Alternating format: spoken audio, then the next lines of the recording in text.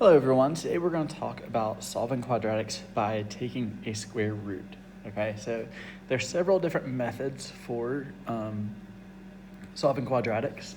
The other day we talked about factoring. Factoring is one method. Factoring is not always going to work though. So solving by taking a square root is just another option that we have in our toolbox when we're trying to solve quadratics. Okay, the only time we're going to want to solve by taking a square root is if all of the x terms are being squared. Okay, so we're going to see that today. That's not always going to happen, so this is not always the method that we're going to want to choose. Okay, so here are our steps. First, we're going to get the squared term by itself, and then we're going to take the square root of both sides, and then we're going to solve for x and simplify. Most of the time, we're going to have two answers here. So let's take a look at some examples. So first example, our first step is get the x squared term, or the squared term by itself. So this is the squared term. I want to get it by itself, so I'm going to add 4 to both sides. So that it gives me x squared is equal to 4, okay?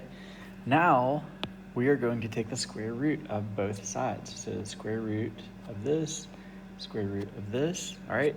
So my left side will become x. My right side is going to be plus or minus 2.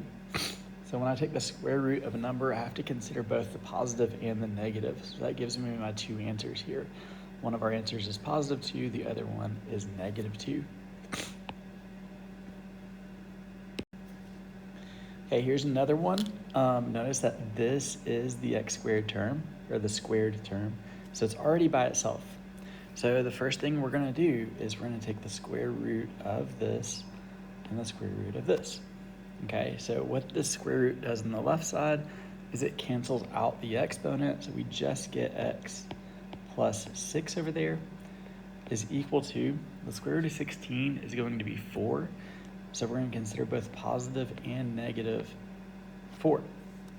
Okay, so now we have two situations here. Either x plus 6 is equal to positive 4, or x plus 6 is equal to negative 4. And then we're going to solve both. So subtract 6 from both sides, and I get x is equal to negative 2. That's one of my solutions. The other one, if I subtract 6, I get x is equal to negative 10. And there's my other solution.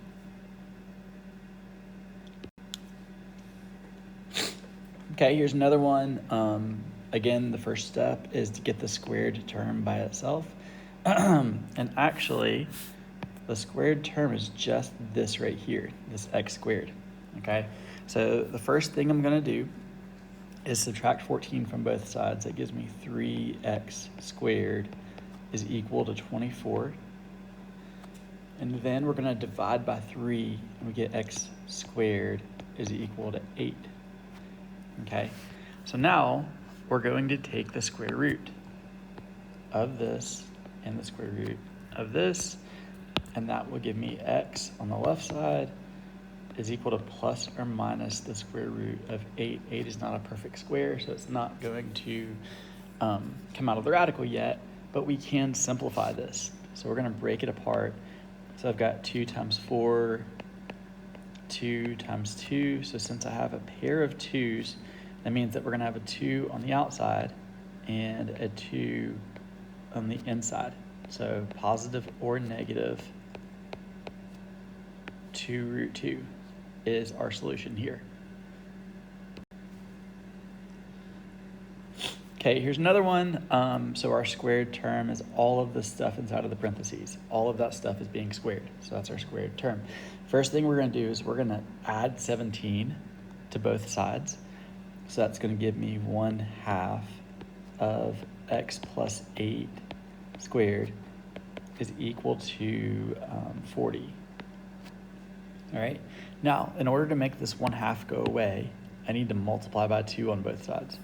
So when I multiply by 2, I get x plus 8 squared is equal to 80. And then we are going to take the square root of both sides of our equation, and that's going to cancel out our exponent on the left, so I just have x plus 8 over here, okay? And then on the right side, I've got plus or minus root 80, okay? And I actually need to break that thing down. So if I break it apart, I've got 2 times 40, 2 times 20, 2 times 10, and 2 times 5. So we have 2 pairs of 2's. So that means that we're going to have 2 times 2. This 5 is stuck on the inside, which is just 4 root 5. Okay, so that's what all of this stuff is going to become. So right now, that leaves me with this equation. X plus 8 is equal to plus or minus 4 root 5.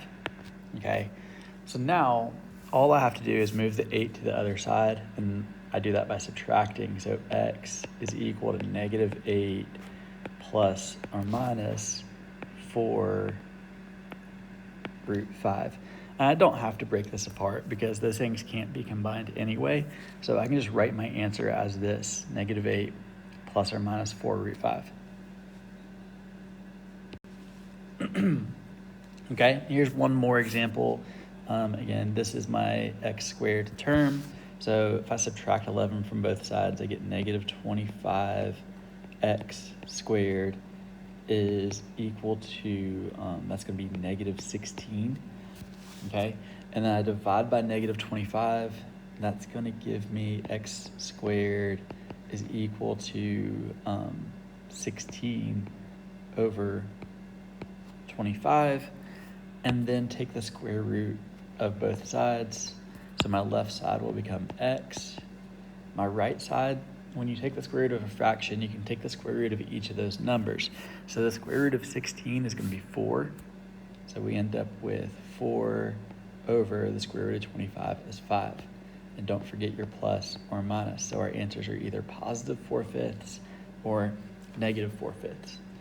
And that's pretty much it, okay? Get the squared thing by itself, okay? Take the square root of both sides and then solve from there. And that's it. So please go check out Canvas and find the assignment for today. Let me know if you have any questions.